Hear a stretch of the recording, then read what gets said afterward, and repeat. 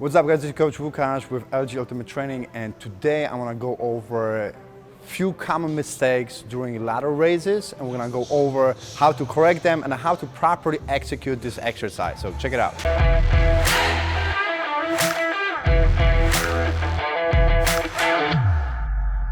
Lateral raise exercise is a great exercise to develop the middle head of the shoulder. So as you guys know, we have three heads of the shoulder. We have the front, the middle, and the rear part of the deltoid. So when it comes down to bodybuilding or aesthetics, it's very important to work on this muscle to give you that roundness and full appearance of the shoulder and that width of the shoulder. When it comes down to performance purposes, I do believe that we are primarily dominant on the anterior delt when we're doing a lot of pressing variations like floor press and overhead press or throwing movements for sports. So doing a lateral raises is a great accessory exercise to kind of strengthen your shoulders and correct some of the imbalances. So that's where it comes down to performance. So now let's go over a few common mistakes that people do during the lateral raises. So in this exercise, we have three different types of movement. We have the concentric part of the movement, when you're raising dumbbells up, right? We have the isometric, where you're holding the dumbbell on top, and then you have an eccentric portion of the movement. And the eccentric portion of the movement, when you're lowering the dumbbells down, is a very important part of the movement for hypertrophy. That's where you're getting a lot of benefits when it comes down to, again, strength development and hypertrophy. So what we don't want to do is raising the dumbbells up and just drop it down. We want to control the dumbbells on the way down, okay? So we don't want to just bring the dumbbells up and just kind of drop the dumbbells down. We want to have that control on the way down to not lose all the benefits from this exercise. So this is also a very important part of the movement, to have that control on the way down.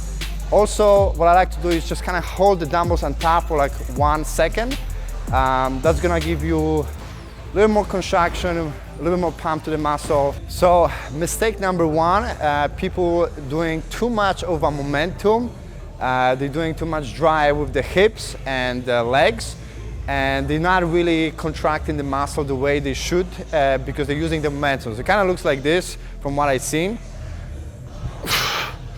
They kind of like, you know, swinging and using the momentum with the hips, and they're not able to isolate and properly contract the muscle. So one of the reasons people using that momentum for the lateral raises is due to too heavy of a weight, okay? So we want to use weight that is appropriate, not too heavy, where we can still maintain a proper form and really contract the muscle, and not going too heavy where we're using the momentum, right? So that's one of the reasons people doing that mistake, due to too heavy of a weight. So with the lateral raises, you have to keep in mind that this is a small muscle, this is an isolation movement, so we're not gonna be able to lift a very heavy weight for those movements.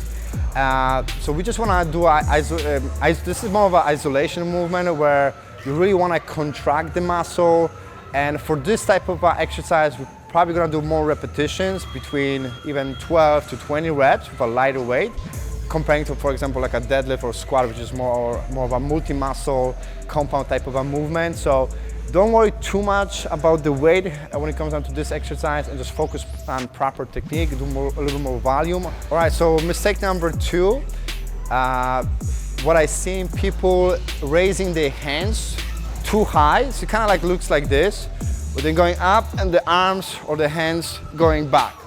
I'm exaggerating a little bit this movement, but I've seen people doing that type of a motion.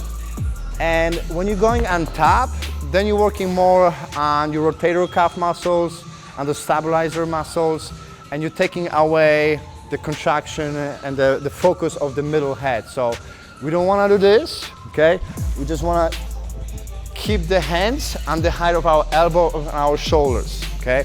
We don't want to go over like this, and just kind of maintain the height of my hands with the elbow and with the shoulders. So that's mistake number two. So next mistakes, which comes down to elbow position and also positioning of your arms. So sometimes I see people, they're raising the dumbbells with complete straight arms like this, And that takes away from the middle head of the shoulder. I feel like you're using more of your grip strength too during this movement.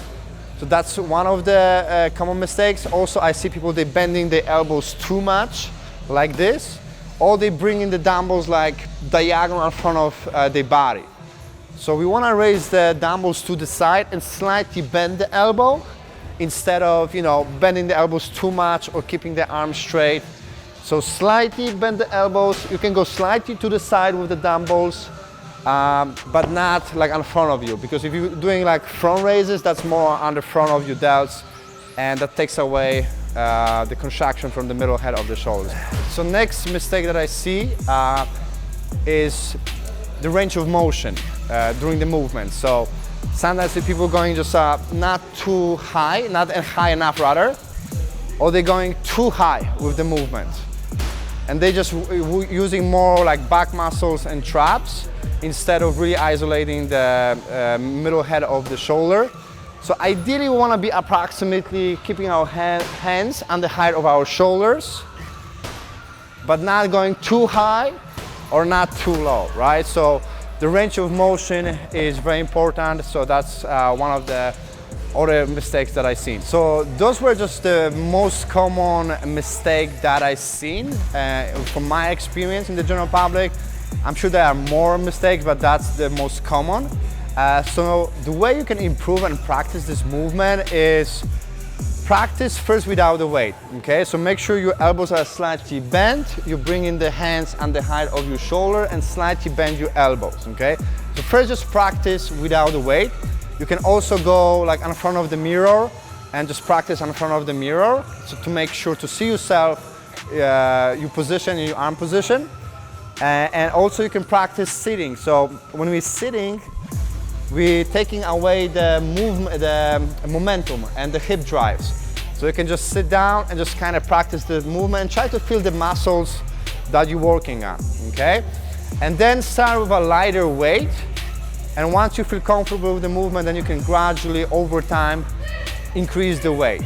When it comes down to rep ranges, sets, and when to utilize this exercise, I'll probably go with higher volume and lighter intensities.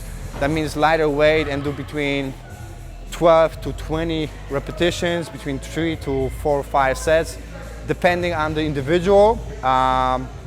When it comes down to when to do this exercise, I'll probably do this movement as an accessory movement, more towards the end of the workout, after the compound lifts, after the, like, for example, pressing movements like a floor press or bench press or overhead press.